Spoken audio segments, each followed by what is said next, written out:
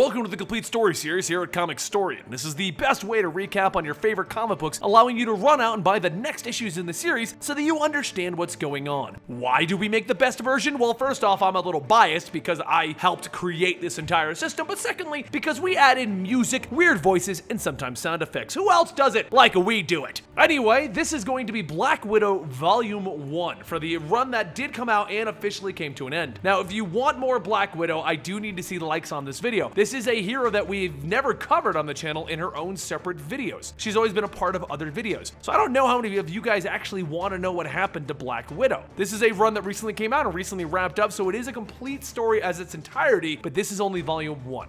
Across the S.H.I.E.L.D. helicarrier offices, they thud and thump as Natasha Romanoff walks through throwing people. As people start to try and get up and stop her, an announcement goes out through the carrier that as of this moment, Natasha Romanoff, codenamed Black Widow, will be considered an enemy of S.H.I.E.L.D. She fights off the men as they all try to rush at her, but the fighting causes her to be thrown into the wall. When she looks up, she sees that she's in the break room for the other S.H.I.E.L.D. agents, and she quickly runs through the crowds. But before she can get too far, an agent grabs her, telling her that Hill said she was tough, but he isn't really impressed. Natasha tries to wiggle free and then slams the back of her head into the agent's nose, breaking it. Another agent pulls out a gun and tells her that she's done, but Natasha drops a small bomb and jumps out the window. Hill calls over the intercoms and they need to go get her. Do they have any idea what she stole from them? Several agents jump out after her, and after taking care of two of them, a third asks, "What's your plan now?" Natasha looks around and then grabs onto the man and straps herself onto his jet. She turns back to give him a kiss and then pulls his parachute line, pulling him out of his jetpack. As Natasha makes her way towards the ground, the agent from before pulls out a hovercraft and fires a shot into the jetpack, causing it to explode. Natasha tumbles down, kicking a man off of his motorcycle, and she begins to ride off. The agent chases after her, telling her Hill said to catch her at any cost. This is her last chance. But Natasha continues to ride, so the agent opens fire, and through the bullets, Natasha throws back another bomb. Being so close to the explosion, it throws her off of her own bike, and as she gets up, she hears the cocking of a gun. She just sighs, turns back, grabs the gun, and as she does, the agent punches her down. The two struggle back and forth until the agent is knocked back down. He gets up, pulling out a knife, telling her that whatever she took, he hopes it was worth it. The agent charges forward, and Natasha grabs a rock, bashing it across his head. He gets back up, and Natasha hits him one more time, telling him she really hopes so too. So, a few days before the breakout, Commander Hill and Agent Elder attend a funeral for one of the victims caught in the crossfire for an operation that Natasha was a part of. But off in the distance, Natasha watches, with a rifle aimed straight at Agent Elder. She turns the scope and sees soldiers making their way through the graveyard and decides to put the gun down. While Hill and Elder continue to talk, Natasha makes her way around the graveyard, silently taking each of the soldiers out. She pulls the radio out of one of them, and then makes her way taking out the rest of the men, keeping them out of Hill's sight. As she watches, she overhears on the radio that the soldiers haven't made the shot yet. They have another shot to take out Hill.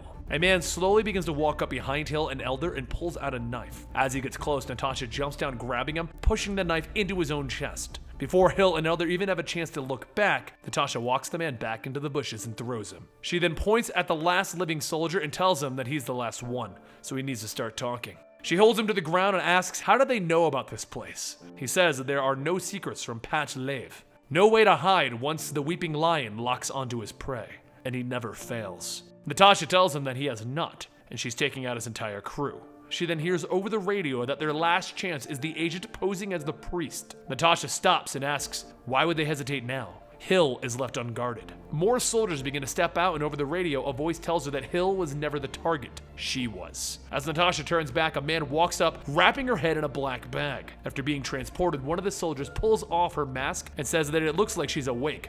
Welcome to the lion's den.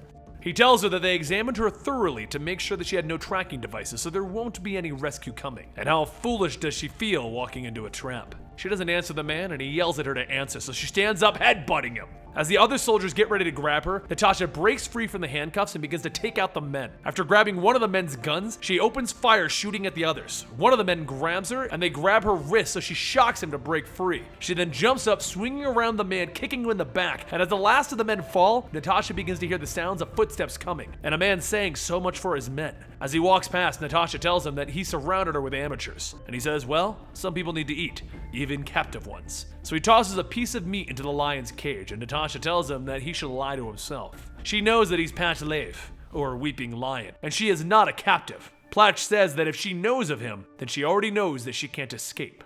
He then lays out several folders telling her to go ahead and have a look. She opens them asking him how. How could he have gotten this? Platch walks off telling her that she's asking the wrong question. The question should be how best to keep him from sharing that information. He has a job, something that he wishes for her to obtain from S.H.I.E.L.D. And if she even thinks about double-crossing him, that information goes public. He looks back waiting for a response and she tells him, fine, he has a deal. Back at the current time, Natasha makes her way down the streets of New York. As she passes the crowds, people begin to tell her that they have a message. She has to fly to Russia. Make for the catacombs in the Red Room. Retrieve a certain file. Don't screw up. Meanwhile, in the street, Elder gives the signal that he's spotted Romanov, and he's going to make contact. As he gets out of his car, Natasha pulls a string from her boot and ties it off. Once Elder gets close, she pulls the string, tripping him, and runs off. After a plane trip over to Russia, Natasha makes her way through the forest of where the Red Room once was. As she walks, she remembers back to when she was younger, and she was being trained to be an assassin.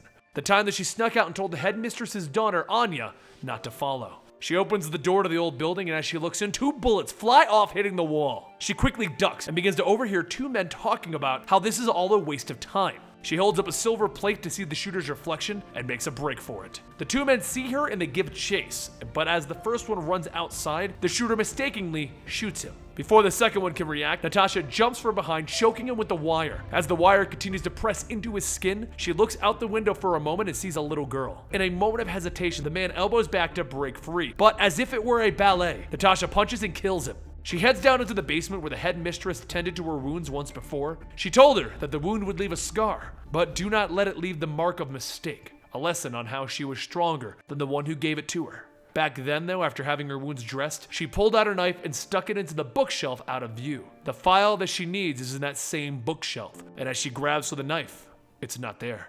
Before she has a chance to react as to who's behind her, a little girl appears with a knife and stabs her in the stomach. Not long after, Natasha can make out the sky, a man dragging her through a field. She dreams back to that time after she was stabbed.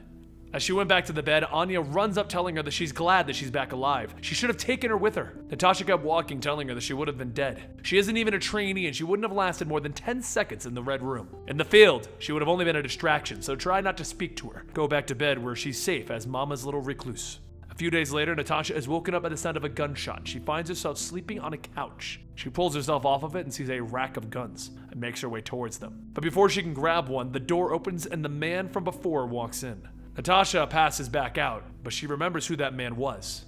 It was someone who helped train her. She wakes back up and asks why is he staring at her when he could be sharing some of that foul-smelling coffee. Iosif tells her good morning to her too. She's been out for 3 days. Dream of anything interesting? She picks herself up stating that the dreams are for the weak, and about that coffee. He hands her the cup and he gets up. As Natasha calls to him, he tells her not to squander her energy on pleasantries. He won't recognize her.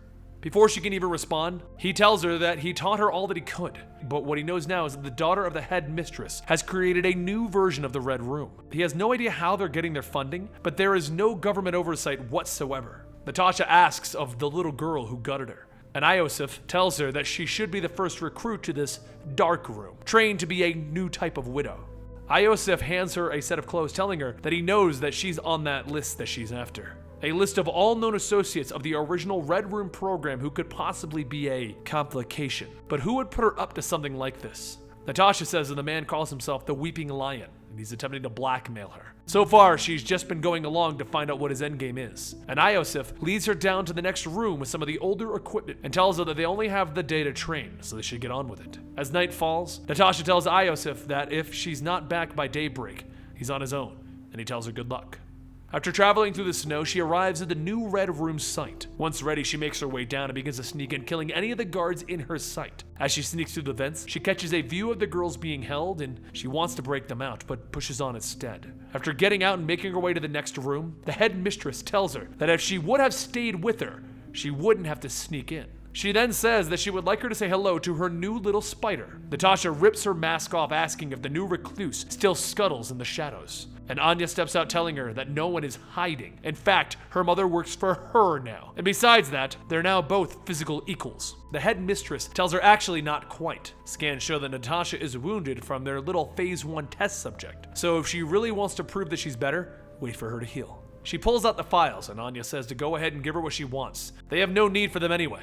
Natasha stares, and the headmistress says not to worry. She will return them one day, and Anya smiles, saying that she's counting on it. Afterwards, Natasha heads back to the city to complete her drop-off, but as she does, she sees Agent Elder making his way towards her. As Natasha sits, one of Platch's men watches through the scope of a rifle, radioing in that he's got eyes on her. A few other people around them then report that they are in position, and Platch tells them to strike on his signal. Natasha gets up and walks over to Elder, telling him that he must be here on behalf of Lion. If so, come with her. As they walk, she tells him that she doesn't feel safe making the drop here. There may be S.H.I.E.L.D. agents around. The two make their way into the parking garage when a gunshot goes off. The shooter in the window says that he hit the gut, but it wasn't fatal, so ground crews are gonna have to clean it up. In the garage, Natasha tells him to stay down. She knew that he was S.H.I.E.L.D. from the beginning. He asks why bring him all the way out here then, and she tells him that she wanted to try and keep him out of harm's way. But before they can continue, an explosion goes off, throwing the two of them aside. Natasha says that they need to hurry and leave, and she breaks out the window of a nearby car. Once Elder gets in, she pops her fake car key and takes off. As they leave the garage, Platch's men ride up, opening fire on the getaway car. She tries to drive off, but as she turns, she runs into a dead end. Another car drives straight into them, breaking the barrier wall, pushing the car out. But before the car can fall, Natasha throws a hook out, grabbing Elder and swings them all to the lower level. As she looks up, Platch's men grab Elder and tell her to hand over the files before he bleeds out. Elder tells her to show that she is still on their side, but the man presses the gun to Elder's head, telling him to be quiet. Natasha reaches for the files and hands them over. But as the man snatches the folder, Elder tells them that if they can't have them, no one can, and he pulls a pin. A grenade goes off, covering Elder and the two thugs and throwing Natasha into a nearby car. Meanwhile, back at Platch's hideout, everyone watches as Natasha gets up from the wreckage, and he tells everyone that now she burns. Since she couldn't complete their mission, they will now release her biggest and darkest secret. There will be many people devastated, specifically Tony Stark. Not long afterwards, Natasha heads over to a payphone to make a call to someone. As she sits in the phone booth, she tells the person what happened with her being blackmailed into keeping the Yinsen operation a secret. So right now, she lost the files, Elder is dead, and she's out of options. But as she sits there, she sees Tony fly up, and she says that she'll have to call this person back. Tony tells her that she's losing her touch using a payphone. But please, tell them this whole Yinsen story is not true, because if it is, Natasha turns her head, showing the bruise from before, telling him it's been one of those kind of days.